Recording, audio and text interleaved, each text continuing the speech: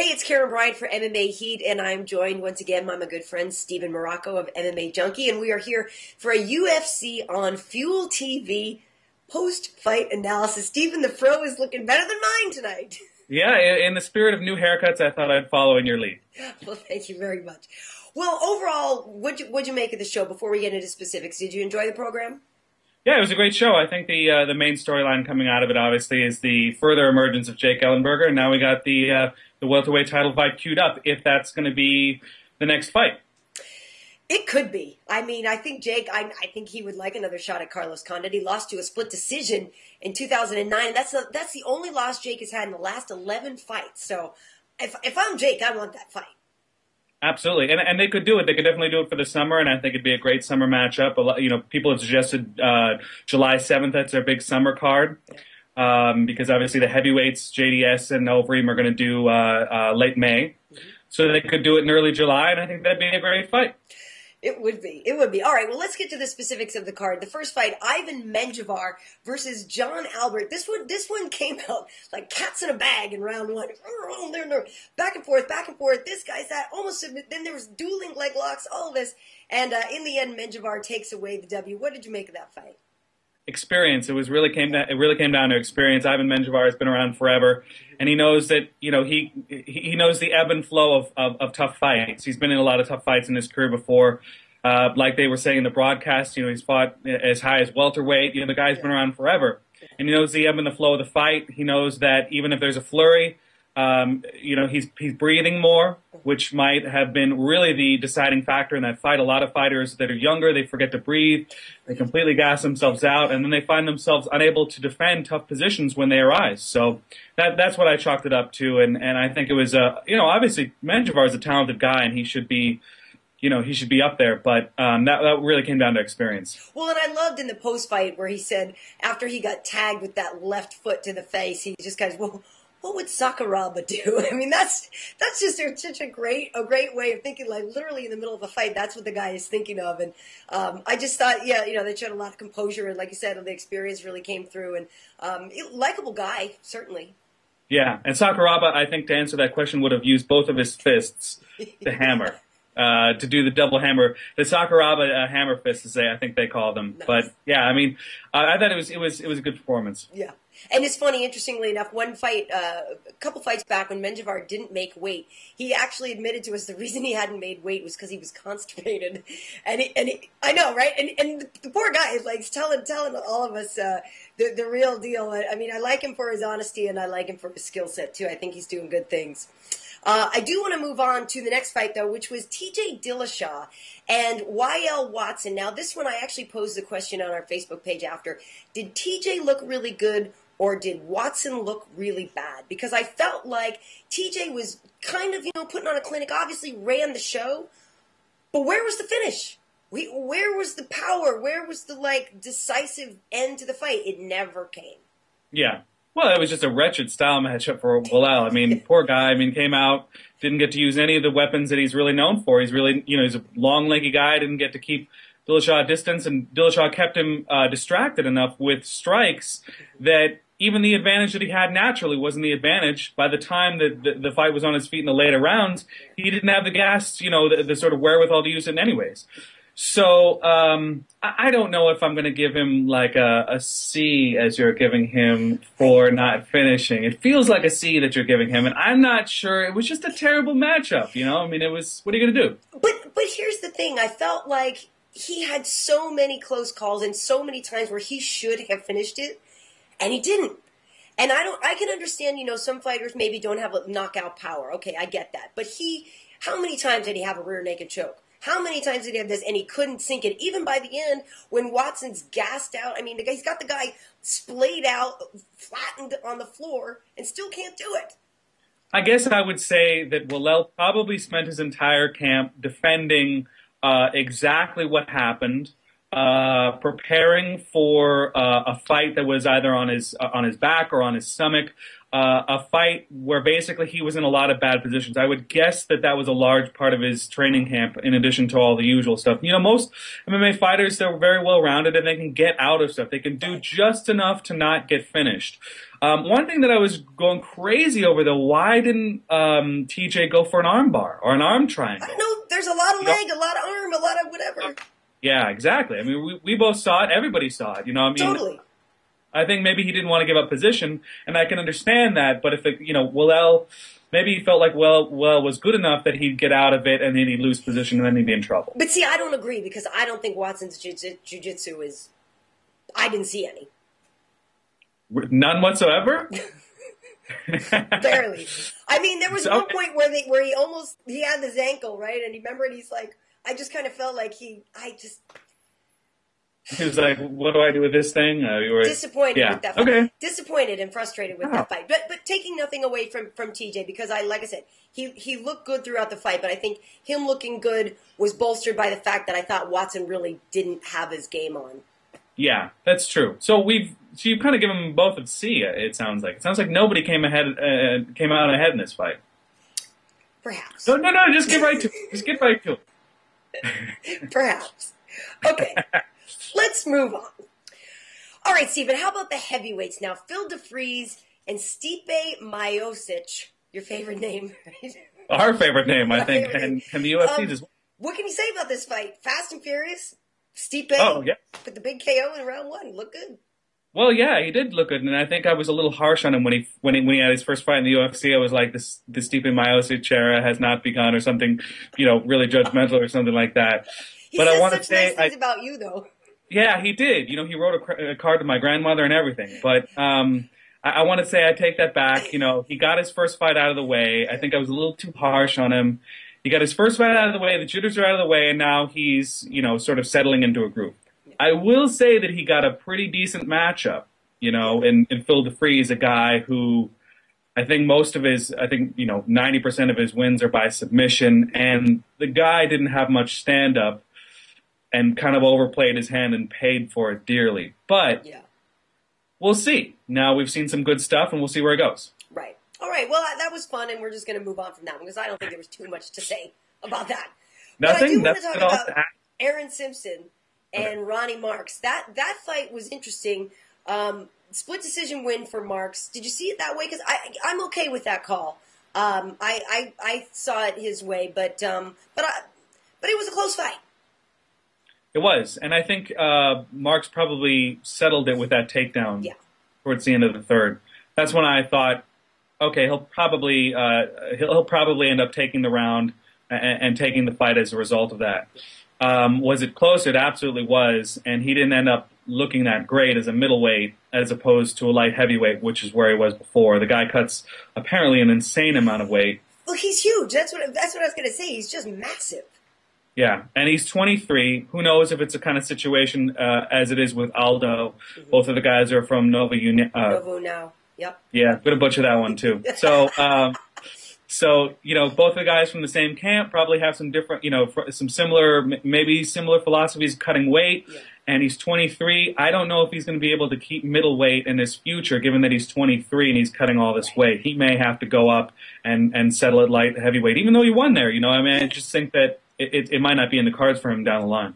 Well, and Aaron Simpson is good, and Simpson wasn't a 3-fight streak. He dropped his fight to his good friend Mark Munoz, and then he was winning fights, and so now gets a loss here. But I thought that was a good fight. The one thing I have to say that was distracting me, though, is you're looking at these two middleweights in like peak physical form, and did you notice the ref a little on the portly side there? And it was just so distracting to me. I'm totally not a fat hater or anything like that, but it just kept distracting me to see these two guys in top form, and took me out of the fight a little bit. I think the thing that distracted me was the bad boy tattoo on the back of his head. Yeah, nice. That's what was distracting to me. I was like, really? This is your choice? This is your life choice? Well, if you get paid enough. Yeah, I mean, I don't know. There's no minimum, there's no minimum fashion requirement or minimum, fitness requirement to be a referee. You just got to be good at making decisions like that. And trust me when I say that because I took Big John's refereing course and I failed it. So Did you? I Really? did. I failed miserably, and it's a very, very tough job refereeing. But he, the fight, I don't know. I agreed with the call, Yeah. but I think Simpson. I think maybe Simpson's hit his glass ceiling here. I don't know. I don't know how much longer he's got. He's 37 years old, and he's got some good skills. But I saw him flash a couple times when maybe he shouldn't have, or maybe when he was younger he might have not have done that. So it's a big wait and see. Do you think he's not quite gatekeeper, but just sort of flesh out the fight card now type of fighter? I mean, if you put him locally, he'll obviously draw. If you do a fight card in Arizona, he'll obviously draw. But I don't think he puts butts in the seats. Just in a general sense. I think he's kind of a mid card kind of guy. Yeah. And that's to take nothing away from his skill set. He's a very talented guy. But at this point, I don't know. He's had some really mixed results inside the cage, and he'll beat a lot of the lower tier guys. But I'm not sure how he's going to do against the middle to the upper tier kind of guys. Well, especially, yes, like I said, after losing to Mark Munoz, and Mark has gone on a tear, and then when you look at guys look how good Bisping looked recently, JL's obviously there. There are guys that are just better fighters right now. Yeah. Yeah. All right, well, let's move on to the big dogs, Stefan Struve and Dave Herman.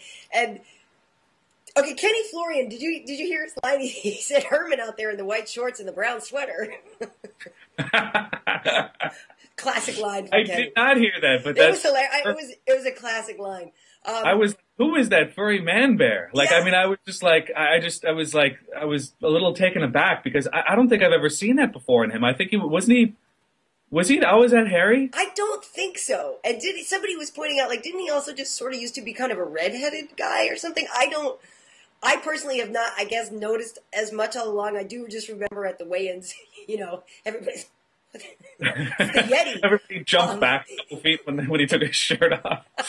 But Stefan Struve looked good. Stefan is one of those guys that, he's young too, and I know he's spoken to us about how he wants to keep getting bigger and gaining weight and to be a really big fighter. My question on that point is whether that's going to affect his stamina and his endurance, and I think it kind of does. I don't think he's a guy that can go many, many rounds.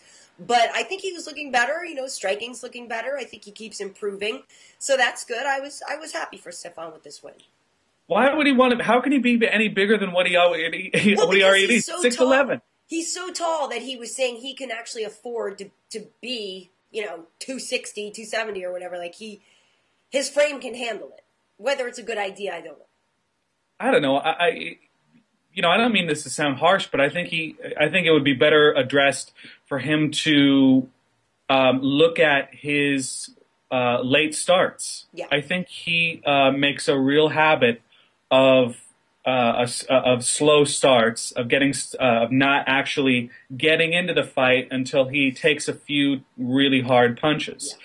Yeah. He's come to the brink of defeat with that several times, and that wasn't the case in this fight. No. Because I don't think Herman necessarily had the power to hurt him in the same way. And obviously he didn't end up on his back like he did with Denis Stojanik or whatever his name was back in '99. Herman sneaked a few punches in. He did sneak a few in there. Yeah, and actually he took that first round. Yeah. But clearly, to me, he took the first round because he was willing to take the initiative. He was taking leg kicks. And I think that Stefan figured out in the first round that he couldn't really be hurt, mortally. So he waited a little bit, and then when his opportunity came, he started to, put together combinations and do what he probably should have done in the first round. The guy trains with top guys in Holland. He's been around several gyms. Trains with Bob Schreiber, who's way old school MMA guy in Holland. And in my opinion, he should be going out there and mopping the floor with Dave, in the striking department. And I think that's what he needs to look at as opposed to just getting bigger. So you're giving him what, a B? Are we grading now? Yeah, I give him a B. Yeah, let's do that. I give him a B report card. I can agree with you on that one. I can agree with you. And we don't always like to play Joe Silva here, but is there somebody that you think you'd like to see Stefan fight? I wrote it down. I'm going to pull up that list. I said winner of Griggs Brown, maybe give him one of the Strikeforce guys. Right. Dario or Bigfoot Silva. If they don't have fights, I'm pretty sure they do, but I don't know who they are. And then somebody tweeted to me or messaged, put up a message on Junkie's board that maybe Mike Russo. I don't know about that because Mike has a tendency of making everybody look bad. So somebody had either tweeted same to us about Bigfoot Silva. I think they just kind of wanted to just for the physical matchup of that. I mean, I think Bigfoot has a lot to offer. So that'd be an interesting fight. Yeah, no, I think, and those Strikeforce guys, I mean, we've been waiting to see them for a while. There's a lot of talented heavyweights it's obvious why they wanted to kill off the heavyweight division in Strikeforce because there's a lot of good talent there, and they desperately need talent in the heavyweight division. So any one of those guys are fine. But yeah, I think Struve, maybe another fight, maybe even the winner of Mark Hunt and, Congo, you think?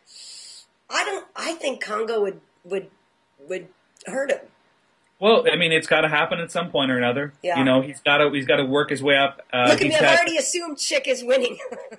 What's that? I've already given Chick Congo the win over Mark Hunt. I just went right to him. That was bias. That was like serious bias there. But I'm going to forgive you because you're my cohort. Yes. So. But I'm sorry, I may have interrupted you, so please finish. What was I saying? Well, I was saying Mark versus Czech. It's got to happen at some point or another. These guys have got to, face sterner competition.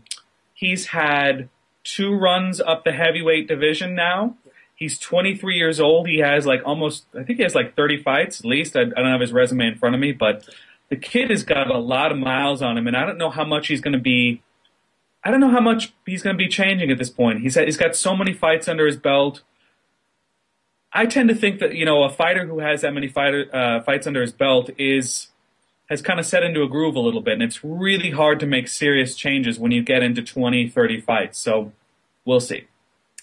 Interesting. Well, let's talk about the main event. I'm so glad this fight was as good as it was with Jake and Diego Sanchez. It's funny because a lot of guys, it's going to be a dogfight and this and that. That's what, Nick and Carlos had said, and then that didn't turn out to be a dogfight. This time it was what we were promised by the guys. I thought it was a terrific fight. I think Jake is so good, and I've said this for a long time now, that he's definitely a champion in the making, and he admitted tonight Diego's his toughest challenge. I thought Diego was a beast in there when he started turning it on in the 3rd round. You should have seen me. I was freaking out because it was just so intense. I thought Jake looked terrific, and I had seen him training at King's MMA, and we have an interview with him if you guys want to see that. But Jake, just stayed calm. There was a couple minutes where I was like, steady your head, Jake, steady your head, don't get ahead of yourself. But I thought he just looked terrific. Striking was great. Knees were great. Just terrific performance. Yeah, and I think that he just pretty much devised the perfect game plan for Diego. Yeah. He knew exactly what was coming. He knew that Diego was charging, and he just had to time that counter. And when you're training with guys like, the guys at King's MMA, Rafael, and then, you look at the knees that he throws, the way he inserts knees into the pocket there and uses that and gets into the clinch, throws a knee and gets out. And gets out. Exactly. The knee on the way out was strong. And also there were a couple times where Diego is charging him. Jake is backing up and still tagging him with a jab. And that will come in handy for future matchups. Yes, GSP. I guarantee it. Yeah, well, also, it's going to be interesting to see how he matches up with GSP's style. That sort of 1-2 kick out, thing that GSP does. Jab, jab, jab, jab, jab, out. 1-2 kick out. It's going to be interesting to see how he times that. That's, of course, assuming that he gets there. I think the fight right now is Carlos. Interestingly, I think he got tired in both of those fights. In the 3rd round of this fight with Diego, and the 3rd round of the fight with Carlos several years ago. Mm-hmm. And that, to me, is an important question. What does that mean for a 5-round fight? Yeah. against Carlos or a 5-round fight against GSP, who's most certainly going to take him into later rounds. Could Carlos do that as well? Could Carlos attempt to take him into later rounds and just work his gas tank and survive, or play the hit and run attack like he did with Diaz? I'm not sure. Yeah, it's funny because we were having the conversation watching it, you know, if Nick were in the picture or even not on suspension or whatever, and that was my point. My point was, well, Nick could go deep.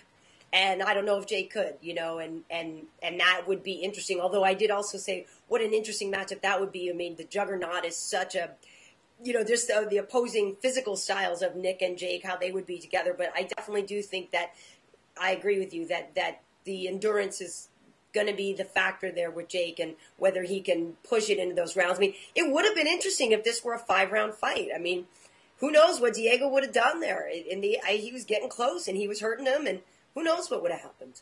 Yeah, the guy, he had more gas in the tank than Jake did. But I've thought for a while that Jake is more of a complete threat than a lot of the challengers that GSP has faced thus far. He's got wrestling and he's got really good, and his striking has come light years from where it was. He was a good striker, a good boxer in particular, but he's more of a complete striker now, and he's also got the wrestling skills that I feel like, as a whole, they present more of a threat to GSP. You know, with Shields, it was the grappling. With Thiago, it was most of the striking. You know, Hardy, kind of same thing, striking, not a whole lot of grappling. Again, we don't know if this fight is going to happen. GSP is out, and his future is undetermined, but I think that Jake might be the most complete threat to GSP right now. Because I see GSP taking Carlos down all day. Yeah, well, I mean, boy, I wish we didn't have to wait. Yeah. It's frustrating. It is. Well, but, you know, yeah, who knows what's going to happen. But I like your idea of Jake and Carlos in July or something. That could be interesting. What do you think of that fight? Of Jake and Carlos, I think Jake wouldn't let him stick and run. Do you know what I mean? Or just do the spinning stuff, you know, like that he did the other day. I feel like Jake would be more pursuant and more aggressive, and I think that he would kind of force more issues, and I don't think he would. I don't know if Carlos would be able to play that game with Jake. You know what I mean? I don't know if he'd get away with that. He certainly got clipped the first time. Very hard, and if Jake lands them on you, stuff's going to start hurting fast. Exactly, and that's exactly what happened in the first fight. He almost knocked him out. He was that close from knocking Carlos Condit out, and then we wouldn't even be here today. It's like the flux capacitor being broken or something. Flux capacitor.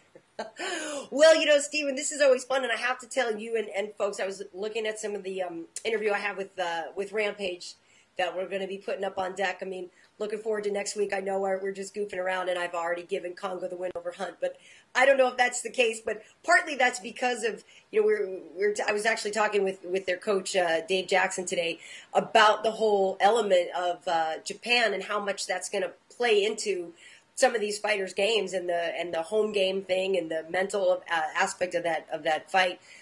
Next week for Rampage, it's going to be fun with him and Bader, and we do have a nice interview with him, so folks should look forward to that. You excited about that?